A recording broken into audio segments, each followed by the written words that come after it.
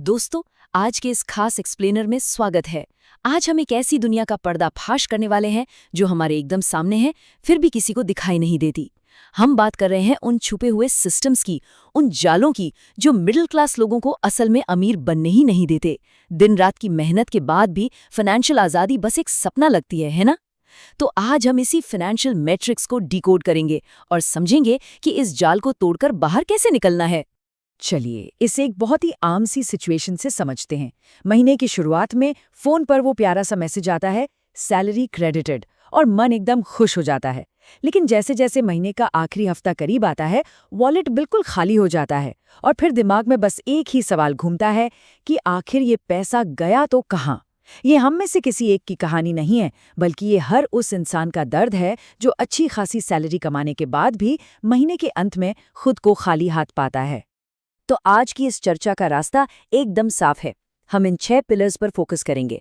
सबसे पहले middle class money trap को समझेंगे, फिर गरीब बने रहने की साइकोलॉजी देखेंगे। उसके बाद महंगाई कैसे एक खामोश चोर है, स्मार्ट इन्वेस्टिंग के तरीके, टैक्स बचाने के कुछ छुपे हुए नियम, और सबसे आखिर में न्यू रिच माइंडसेट अपनाकर हमेशा के लिए फाइनेंशियल आज़ादी का रास्ता तैयार करेंगे। तो शुरुआत करते हैं हमारे पहले पॉइंट से, मिडिल क्लास मनी ट्रैप, यानी वो हथकड़ियां जो हमें दिखाई ही नहीं देती। अक्सर होता क्या है कि लोग पूरी ईमानदारी से काम तो करते हैं, लेकिन फिर भी ऐसे जालों में फंस जाते हैं जो बाहर से एकदम नॉर्मल लाइफस्टाइल का हिस्सा लगते हैं। इन अदृश्य जालों से बचने का एक बहुत ही सॉलिड तरीका है। सबसे पहले अपने खर्चों को अलग अलग बकेट्स में बांटना शुरू करें, जैसे ज़रूरत, आराम, छुपे हुए खर्चे और बचत। फिर बस 7 दिनों तक अपने हर एक छोटे खर्च को ट्रैक करें। यकीन मानिए, वो 99 रुपीज़ वाले फालतू सब्सक्रिप्शन चुपचाप बैंक अकाउंट खाली कर रहे होते हैं और हमें पता भी नहीं चलता। उन्हें तुरंत कैंसिल करना और अगले 12 महीनों तक कोई भी नई ईएमआई ना लेने का रूल बनाना, ये कदम असल में पैसे बचाने की पक्की नींव रखते हैं। अब बढ़ते हैं हमारे दूसरे पॉइंट की तरफ, जो है गरीब बने रहने की साइकोलॉजी, यानी हमारी मानसिकता का जाल। बात सिर्फ बाहर होने वाले खर्चों की नहीं है दोस्तों, बल्कि उस दिमागी जाल की है जो आगे ही नहीं बढ़ने देता। ये लोग क्या कहेंगे वाली जो सोच है ना, ये शॉपिंग को हमारी पसंद की बजाय एक सोशल प्रेशर बना देती है। और बस दिखावे के चक्कर में या तुरंत खुशी पाने के ट्रैप में फंसकर हम वो पैसा भी उड़ा देते हैं जिसे असल में इन्वेस्ट होना चाहिए था। रिस्क लेने से डरना और खुद को हमेशा हालात का शिकार मानना, ये कुछ ऐसी आदतें हैं जो एक बहुत अच्छी इनकम को भी धीरे धीरे पूरी तरह खत्म कर सकती हैं। चलिए अब आते हैं तीसरे पॉइंट पर, महंगाई। ये हमारी वेल्थ को चुराने वाला एक खामोश चोर है। महंगाई कोई ऐसा चोर नहीं है जो शोर मचाकर आता है, ये तो एक धीमे जहर की तरह है। अमन की कहानी से इसे समझना बहुत आसान हो जाता है। 2020 से 2026 के बीच अमन इस बात से बहुत खुश था कि उसकी सैलरी में 40% का इंक्रीमेंट हुआ है, लेकिन जरा उसके खर्चों का हाल देखिए। दूध 40 रुपए से 60 रुपए हो गया और घर का किराया 5,000 से सीधा 9,000। मतलब रोजमर्रा के खर्चे 70 से 80% तक बढ़ गए। रिजल्ट क्या निकला? वो जो सैलरी बढ़ी थी ना, वो पूरी की पूरी महंगाई खा गई और अमन सालों की मेहनत के बाद भी फाइनेंशियली वहीं का वहीं खड़ा रह गया। तो यहाँ सबसे क्रूशियल पॉइंट ये निकल कर आता है कि जो पैसा बैंक की फिक्स्ड डिपॉजिट में हमें एकदम सेफ लगता है, वो असल में उतना सेफ है नहीं। सोच कर देखिए, अगर बैंक की एफडी 5 से 6% का रिटर्न दे रही है और महंगाई हर साल 6 से 7% की रफ्तार से बढ़ रही है, तो इसका सीधा सा मतलब यही है कि बिना एक भी रुपया खर्च किए हमारे पैसों की ताकत यानी परचेजिंग पावर हर साल अपने आप कम होती जा रही है। अब हमने प्रॉब्लम तो बहुत अच्छे से समझ ली, तो अब शिफ्ट करते हैं सॉल्यूशन की तरफ।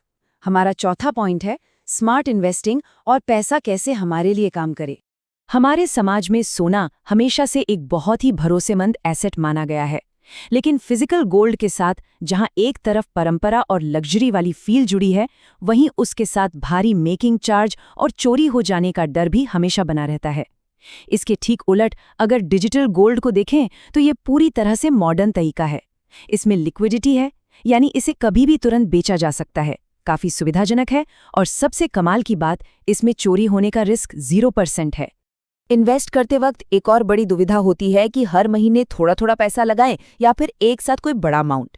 देखिए, लमसम इन्वेस्ट करने के लिए एक बड़ी पूंजी चाहिए होती है जो बाजार में लंबे समय तक टिकी रहे। लेकिन मिडिल क्लास कमाने वालों के लिए एसआईपी यानी सिस्टमैटिक इन्वेस्टमेंट प्लान एक गजब का अनुशासन लेकर आता है। इसमें मार्केट के उतार चढ़ाव से डर नहीं लगता, क्योंकि यहाँ रुपी कॉस्ट एवरेजिंग का सीधा फायदा मिलता है।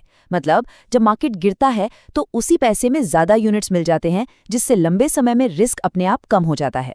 सामने जो नंबर है ना, 1 करोड़, ये कोई जादू नहीं बल्कि कंपाउंडिंग का एकदम प्योर गणित है। अगर हर महीने सिर्फ 10,000 रुपए की एसआईपी पूरी कंसिस्टेंसी के साथ 20 साल तक की जाए और उस पर एक रियलिस्टिक 12% का रिटर्न मिले, तो जेब से जाने वाला 24 लाख रुपए का इन्वेस्टमेंट 1 करोड़ रुपए के एक विशाल वेल्थ पूल में बदल जाता है। ये साफ दिखाता है कि हमारी सैलरी कितनी है ये उतना मायने नहीं रखता, हम अपने निवेश को लेकर कितने अनुशासित हैं, असली गेम उसी का है। चलिए अब बात करते हैं 5वें पॉइंट की। ये एक ऐसी चीज है जहां हमारा बहुत सारा पैसा लीक होता है, छुपी हुई टैक्स सेविंग्स। जी हाँ, टैक्स प्लानिंग का मतलब सिर्फ कोई लाइफ इंश्योरेंस पॉलिसी खरीद लेना ही नहीं होता। कई सारे ऐसे छुपे हुए और पूरी तरह से लीगल नियम हैं जिन पर ध्यान देना बहुत जरूरी है। उदाहरण के लिए, अगर कंपनी एचआरए नहीं भी दे रही है तो भी घर के किराए पर टैक्स छूट क्लेम की जा सकती है। मजे की बात तो ये है कि अगर हम अपनी डिजिटल स्किल्स को अपग्रेड करने के लिए कोई प्रोफेशनल कोर्स करते हैं या परिवार में किसी खास मेडिकल ट्रीटमेंट पर खर्च करते हैं तो उस पर भी टैक्स डिडक्शन मिलता है। यहाँ तक कि कुछ चुनिंदा जगहों पर डोनेशन देने से 50 से 100% तक की टैक्स छूट पाई जा सकती है। और अब हम आते हैं अपने आखिरी और शायद सबसे ज्यादा जरूरी पॉइंट पर, न्यू रिच माइंडसेट। ये सिर्फ पैसे बचाने की नहीं बल्कि जिंदगी जीने का तरीका बदलने की बात है। ऑथर टिम फेरिस ने अपनी किताब द 4 आवर वर्क वीक में एक बहुत ही जबरदस्त कॉन्सेप्ट दिया था, न्यू रिच यानी नए अमीर। आखिर कोई क्यों एक छोटे से क्यूबिकल में 35 साल तक घुट-घुट कर काम करे, सिर्फ इस उम्मीद में कि बुढ़ापे में जाकर जिंदगी के मजे लेंगे। न्यू रिच वो लोग हैं जो इस पुरानी सोच को छोड़कर आज और अभी अपने लिए समय, लोकेशन और काम चुनने के आज़ादी वाला लाइफस्टाइल बनाते हैं। इनके लिए असली दौलत का मतलब सिर्फ बैंक बैलेंस नहीं बल्कि आज़ादी है।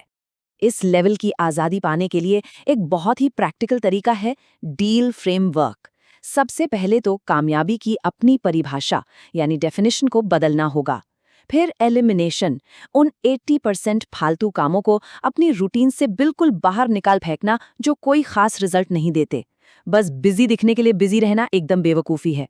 और फिर आता है ऑटोमेशन, तकनीक और सिस्टम्स का इस्तेमाल करके अपने कामों को ऑटोमेट करना ताकि हम अपनी आज़ादी और अपना समय वापस पा सकें। इन दोनों सोच के बीच का फर्क एकदम साफ है दोस्तों।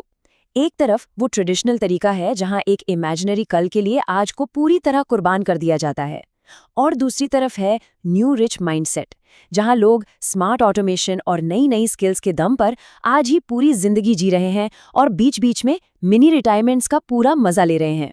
इस तरह की आज़ादी पाने के लिए सिर्फ एक ही सैलरी पर टिके रहना एक बहुत बड़ा रिस्क हो सकता है। इनकम के और रास्ते बनाने के लिए कई प्रैक्टिकल और कम स्ट्रेस वाले साइड हसल मौजूद हैं, जैसे home tiffin service, data entry का काम या ऑनलाइन टीचिंग, कैनवा डिज़ाइन और ख़ास तौर पर 2D एनिमेशन तो बहुत ही कमाल की स्केलेबल स्किल्स हैं।